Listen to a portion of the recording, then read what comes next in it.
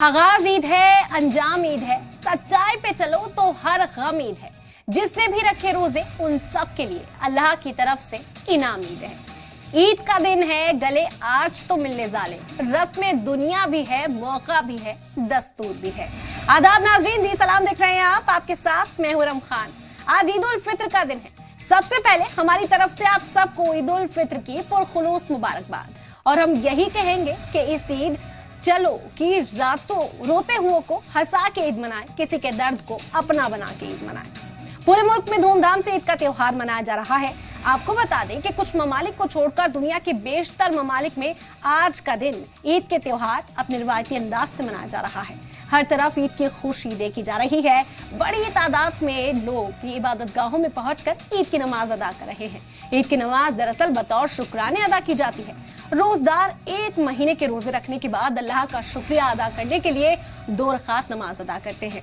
और इस नमाज का एक दूसरा मकसद ये है कि ये अल्लाह से इनाम लेने का दिन होता है। आज के दिन रोजदार अपने रब से एक महीने का रोजा रखने के बाद अल्लाह से इनाम के लिए इबादत गाहों में जमा होते हैं।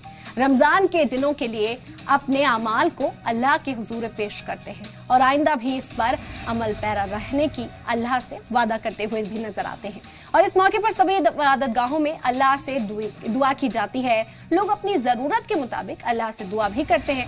इस मौके पर मुल्क में अमन व अमान, सलामती और खुशहाली के लिए भी दुआएं की जाती है। ईद के मौके पर मुस्लिम घरानों में मीठे पकवान के साथ साथ तरह तरह के पकवानों का इंतजाम होता है। इसी मुनासिब से इसे मीठी ईद कहा जाता है। मुख्तसर यह है कि ईद का त्योहार बेशुमार खुशियां लेकर आता है। हमें दुआ करनी चाहिए कि ऐसी ईद हमें और आपको आगे भी नसीब हो। ईद के खास मौके पर आपको लिए चलते हैं मुख्तलिफ रियासतों में, जहां पर हमारे नुमाइंदगान मौजूद होंगे। उनका रुख करेंगे और वहां से हालचाल जानेंगे, वहां ईद की रौनक कैसी है ये भी जानेंगे। और इस वक्त तमाम नुमाइंदगान इस पर जुड़ गए हमारे साथ। दिल्ली से सईद मुबश्शिर हमारे साथ हैं और हैदराबाद से मीर मेहंदी अली बाकुरी जुड़ गए हैं। सबसे पहले दिल्ली का रुख करेंगे। सईद मुबश्शिर, जामा मस्जिद पर नमाज अदा कर ली गई है, क्या मंजर, क्या नजारा, कैसी रौनक दिख रही है?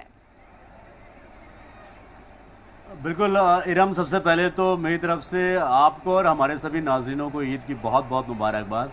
अब मैं तस्वीरों से रूबरू आपको करा दूं, ये वो मंज़र है जिसकी तमन्ना 1 साल के रोज़े रखने के बाद हर वो मुसलमान चाहता है कि वो दिन नसीब होता है जिसे ईद का दिन कहते हैं। प्यार, मोहब्बत, भाईचारे का जो दिन है, एक पैगाम में मोहब्बत देने का जो दिन है, एक इनाम पाने का जो दिन है, उसको ईद कहते हैं। जैसा कि आपने कहा था, एक शेर अर्ज़ किया था, ईद का दिन है, गले आज तो मिलने ज़ालिम, रस्म दुनिया भी है, मौका भी है, दस्तूर भी है।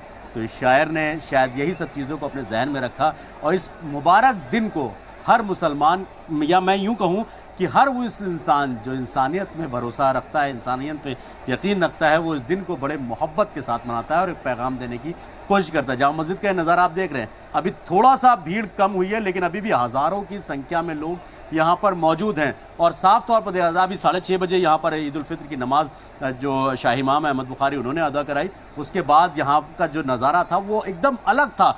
उसके तसव्वुरात मतलब इरम करना बहुत अलग हो जाता है, मतलब आप लफ्ज़ों में उसको बयान नहीं कर सकते जिस तरीके के तसव्वुरात रहते हैं।